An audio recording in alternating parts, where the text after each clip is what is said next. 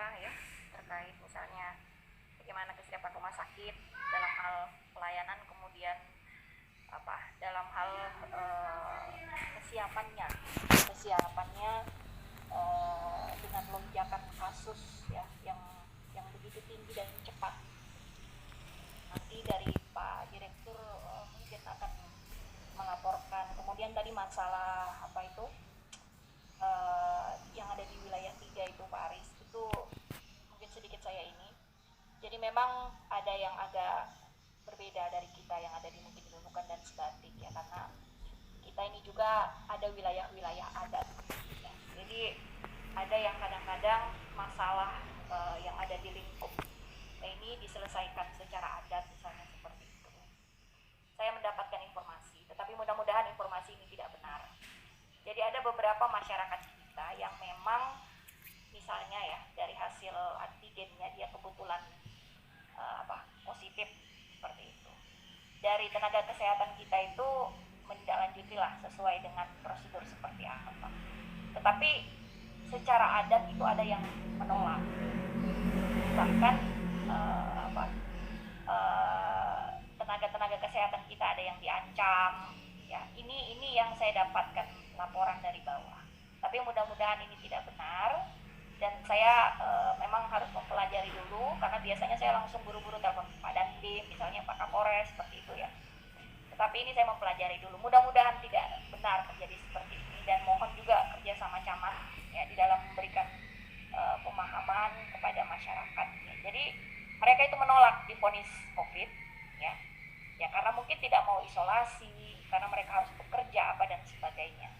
Nah jadi ini yang juga kadang-kadang dilema, dan saya kira juga petugas kesehatan di bawah juga sangat terbatas sekali, yang artinya mereka melakukan apa yang bisa mereka lakukan, tetapi dalam hal keamanan mungkin mereka kurang bisa bereaksi dan sebagainya, sehingga mungkin terjadilah seperti yang apa tadi Pak Aris sampaikan itu. Kalau masalah vaksin saya kira kita terus ya, artinya sepanjang persediaannya ada terus kita inikan, dan saya beberapa kali sudah menghubungi Kepala Dinas Kesehatan Provinsi, bahkan saya juga bersurat langsung ke kementerian yang saya tepuskan juga ke Pak Gubernur, kemudian melalui Pak Gubernur juga ya saya laporkan terkait vaksin ini. Kita minta Nunukan ini diprioritaskan ya dengan segala pertimbangan perbatasan dan lain sebagainya.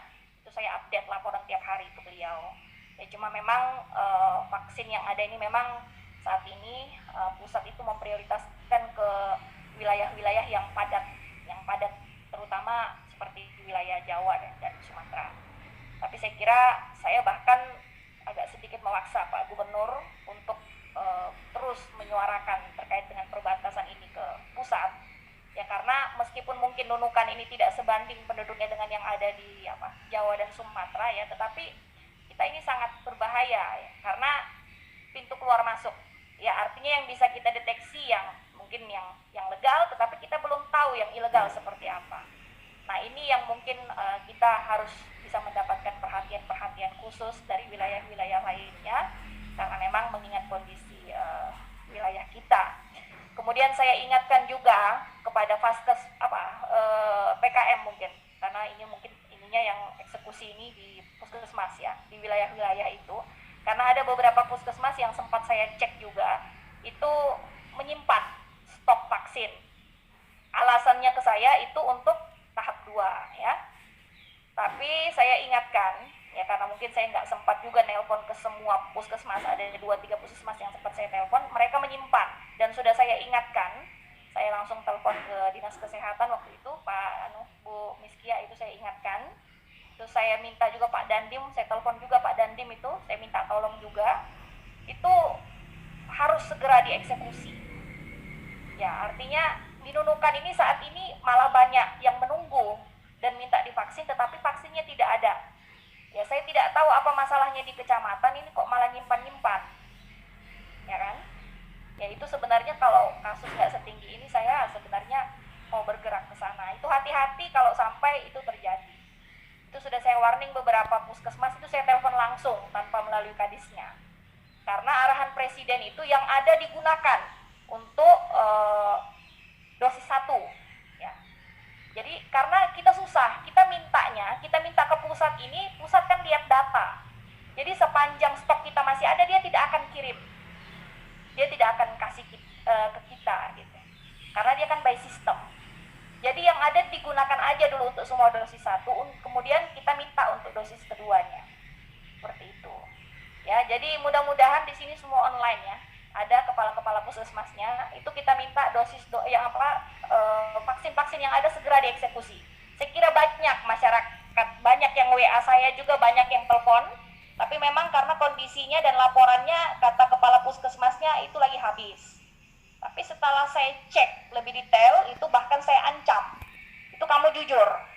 Nah, dia terbuka, iya Bu, ini ada sekian 10 vial misalnya, ini untuk dosis 2. Padahal dosis 2-nya kapan? Itu saya tanya 18 Juli, dosis 2-nya 26, kalau tidak salah 26 Juli. Ini kan 1 minggu nih, ya kan? Nah, ada kekhawatiran, ya memang di awal itu ada kekhawatiran, dari Dinkes juga seperti itu. Kalau tiba waktu, kemudian vaksin tidak datang, seperti itu. Ya, awalnya seperti itu kekhawatirannya, tetapi sesuai arahan dan perintah Bapak Presiden, itu harus segera. Jadi sebenarnya untuk dosis 1 aja itu penting juga itu untuk ini kekebalan tubuh masyarakat kita. Jadi target kita sebenarnya semakin banyak orangnya. Jadi bukan selesai dosis 2-nya sebenarnya. Ya alhamdulillah kalau dosis keduanya itu bisa segera selesai juga, itu lebih bagus. Jadi yang ditargetkan sebenarnya semakin banyak orangnya. Ya, jadi itu saya kira seluruh kepala-kepala puskesmas itu harus segera mengeksekusi ya. Bahkan saya minta tolong sama Pak Dandim melalui Babinsanya itu dicek aja itu Pak. Kalau ada puskesmas yang masih menyimpan seperti itu, saya waktu itu telepon langsung kalau nggak salah sama Pak Dandim itu. Saya minta segera, karena pengakuannya kan beda-beda. Jadi ada yang sudah habis ke masyarakat, nanti ke bupati begitu saya ancam baru terbuka dia. Ada Bu untuk dosis 2 sekian dan sebagainya. Nah, itu masih terhitung stok kalau di kementerian. Jadi susah kita dapat lagi. Hitungannya Nunukan itu masih, bahkan gubernur itu disorot ya, maksud saya, karena dia meneruskan ke saya untuk segera dicek Bupati. Itu banyak vaksin yang tersimpan. Saya tidak tahu ini kelemahannya ada di mana, tetapi saya kira segera ditindaklanjuti, jangan sampai ada, dan mungkin bidang yang terkait itu harus selalu cek ya. Di sistem itu kan kelihatan itu berapa yang sudah, berapa yang selesai, siapa yang menyimpan, itu kan kelihatan saya kira dengan stok yang ada ya. Kemudian selanjutnya kita minta Pak dari Direktur Rumah Sakit Umum Daerah dulu menyampaikan kesiapannya Pak terkait dengan COVID. Nanti tolong untuk Dokter Bulman coba di follow up lagi ke Tarakan, karena kemarin saya komunikasi dengan Bandungnya, nanti akan dialokasikan 100 tabung per hari untuk Nunukan. Jadi tolong nanti di follow up lagi hasilnya bagaimana, nanti tolong sampaikan kepada saya lagi, saya koordinasikan apakah itu terrealisasi atau tidak. Kemudian berkaitan dengan permintaan anggota untuk pengamanan juga di rumah sakit, mengantisipasi waktu-waktu apabila ada pasien COVID yang meninggal, kemudian ada keluarganya ataupun warga di sekitar rumah tinggalnya mau mengambil jenazahnya. Kami juga sudah memberikan bantuan kepada rumah sakit. Setiap harinya ada anggota Kodim yang melaksanakan pengamanan di rumah sakit lapangan, dan memang itu yang kita butuhkan. Terkait dengan persoalan oksigen tadi Pak Dr. Bulman ditindaklanjuti, ditanyakan, dicek ke sana ya, karena ya memang informasi yang saya dapatkan Tarakan tutup, tapi ya mungkin koordinasi dari Pak Dandim dengan Dandim Tarakan nanti mudah-mudahan bisa membantu juga. Terkait dengan pelaksanaan pengawasan dan sebagainya, terima kasih, ini kerjasama TNI Polri juga di lapangan sangat baik sekali. Dan masalah PCR tadi Pak sudah saya tanyakan, sebenarnya sudah dilaporkan Pak Dandim daftarkan. Cuma memang ada beberapa syarat yang memang masih sedang berproses, karena ada beberapa item syarat yang menjadi persyaratan dalam proses pendaftaran itu sedang dalam tahap kelengkapan. Kemudian masalah tenaga-tenaga TNI Polri yang dibutuhkan di lapangan itu sudah saya sampaikan langsung ke para camat, kemudian puskesmas juga yang ada di kecamatan itu. Ketika misalnya membutuhkan antigen ataupun dan sebagainya, itu langsung aja dikomunikasikan ke Koramil setempat ataupun TNI Polri yang ada di butuhkan ya Pak Dandim supportnya dan dukungannya di lapangan, karena saya kira di pemerintah juga sangat kewalahan sekali kalau memang harus bergerak sendiri, dan peran dari TNI Polri ini juga sangat masih kita butuhkan sekali. Selanjutnya dari Bapak Kapolres mungkin ada saran dan masukan.